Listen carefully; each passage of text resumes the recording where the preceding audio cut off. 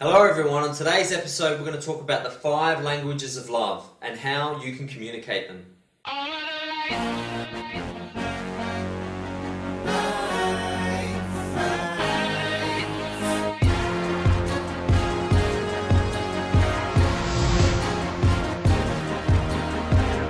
Hello everyone, as discussed in the intro, we're going to talk about the 5 languages of love. Now, communicating your love and making sure you're understood is at the core of long-term relationships. Now, the great book that is called The 5 Love Languages, which was written by Dr. Gary Chapman, is a fantastic book, and I recommend you get it from Amazon or your local bookstore because it really goes into depth. But today I'm going to cover these points so you don't have to read the book if you don't want to. I know a lot of us have a lot on our plate, but love is an incredibly important tool for us to find our true self through true, authentic, unattached love. So as always, I'm going to start with a quote, and that quote is, "Truth is, everyone's going to hurt you.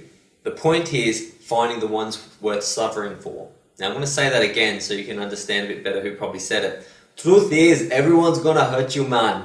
The point is finding the man that's worth suffering for.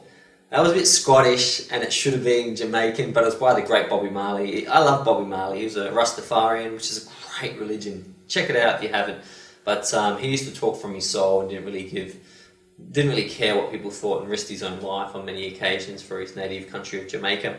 So Bobby Marley thought, that you suffer through love, and I believe that he was right. That love can really hurt sometimes, especially if you can't communicate properly. So today we're going to talk about the different love languages and how you can understand what love language your partner has and what love language you have, so you don't reach conflict. Too many relationships end through bad communication, or as Homer Simpson once said, the problem with relationships is communication. Too much communication. So I'm going to begin with a personal story, and I've had some great loves in my life, and ultimately when I look back on some of those loves and my current love, I think that ultimately where things went wrong is where one of the two partners felt unloved. And it's quite interesting when one partner finds out that the other partner doesn't feel loved, because they're generally shocked, because they can't understand, how could this happen? I tell you I love you every single day, or I buy you gifts every single day. Yet that person fundamentally doesn't feel loved. And it's conflict in communication styles. And I know my particular style, which is to use words to affirm love, isn't necessarily everyone else's style. So we'll go into that in a bit more depth, and hopefully you can start to see the people in your life and what their love language is, and more importantly what your love language is, so you can understand that not everyone's going to feel loved by your particular system.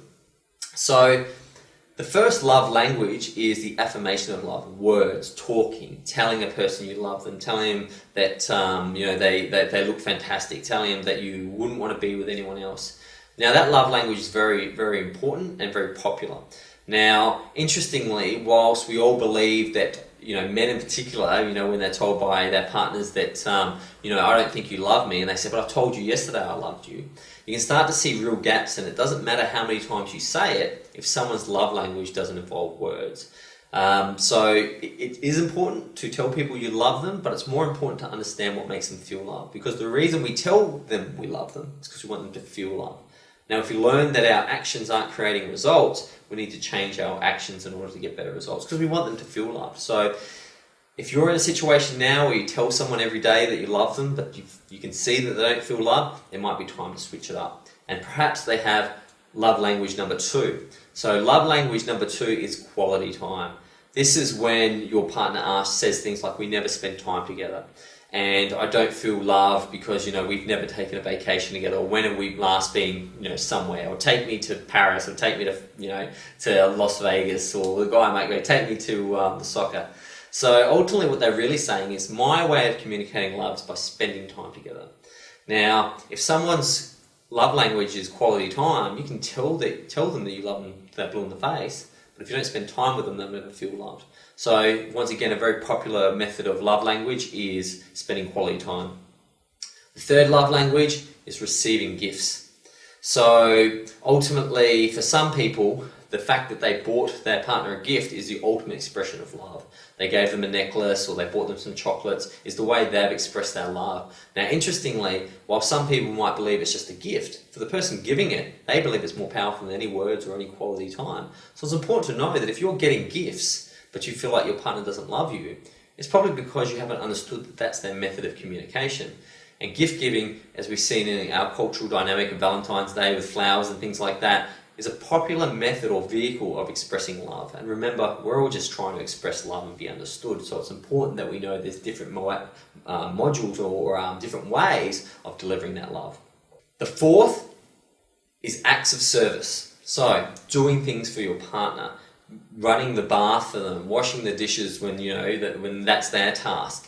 Going out and mowing the lawn or painting something for them, or doing things for them, physical things, acts of service. Now, this is a very powerful love system, and many people will go out and track the earth for their lover. We'll build bridges, and we'll fly to the moon to show that our partner that we love them.